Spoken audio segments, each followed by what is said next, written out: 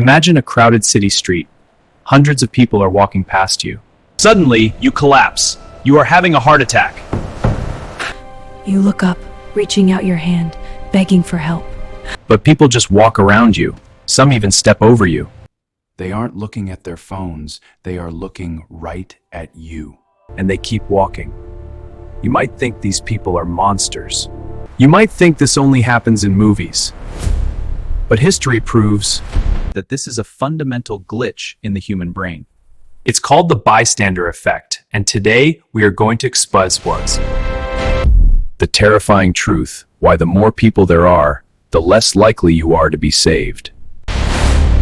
Welcome back to the IQ Trap. And today we aren't just telling a story, we are performing a psychological autopsy on human empathy. Stay with me for the next 15 minutes, Bat, because what you learn today might be the only thing that saves your life in a crisis. But first, a quick test. If you saw someone being robbed right now, would you jump in? Or would you wait for someone else to act? Comment act or wait below. Let's see how many of you are honest. Subscribe now or stay trapped in the crowd. Part 1. The Night Empathy Died, Kitty Genovese. March 13th, 1964, Queens, New York, 3:15 a.m. Kitty Genovese, a 28-year-old woman, is walking to her apartment. From the shadows, Winston Mosley emerges. He stabs her twice in the back. Oh my God, he stabbed me! Help me! Help me! Lights in the apartment buildings flickered on. People looked out their windows. One man even shouted, "Let that go!" The attacker fled. Kitty, bleeding profusely, crawled toward the back of her building, hoping to find safety behind a locked door. 10 minutes passed. 10 minutes where 38 neighbors could have called the police. But they didn't. The attacker returned. He found her in a hallway, stabbed her again, and raped her while she was dying.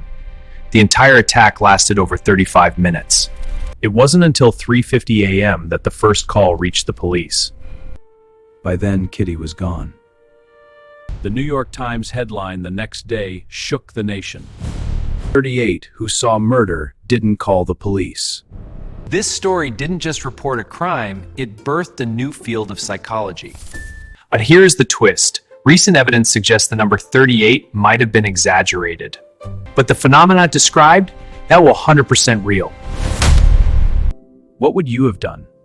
Would you have picked up that rotary phone in 1964? Or would you have closed your curtains too? Part 2.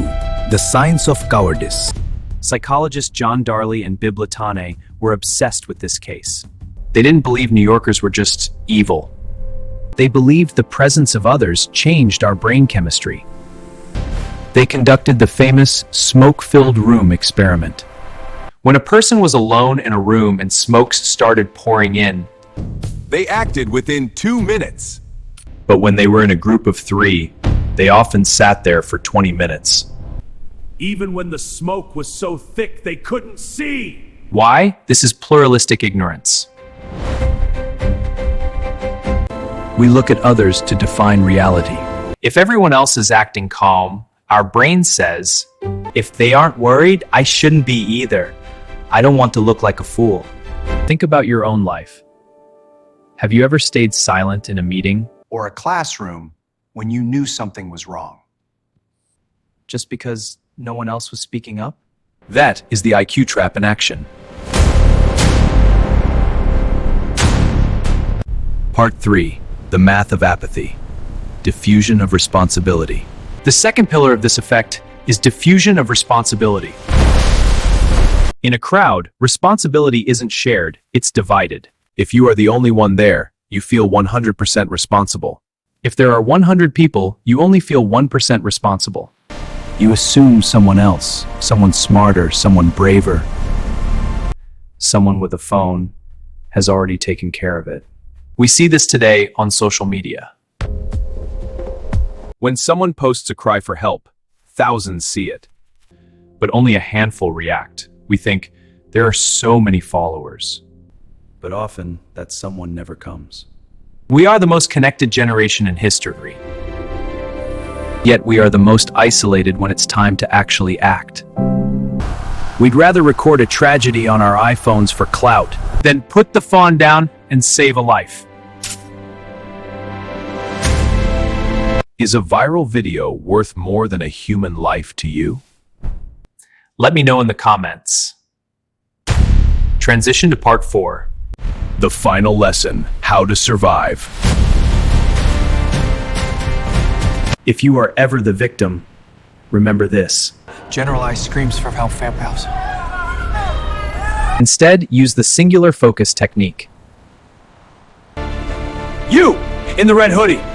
I need help! Call 911! By singling them out, you crush the diffusion of responsibility. You force their brain to realize that if they don't act, you might die. The bystander effect is a trap of the mind. But now that you know how it works, you have the key to escape it. Don't be a spectator in your own life. If this deep dive into the human mind opened your eyes,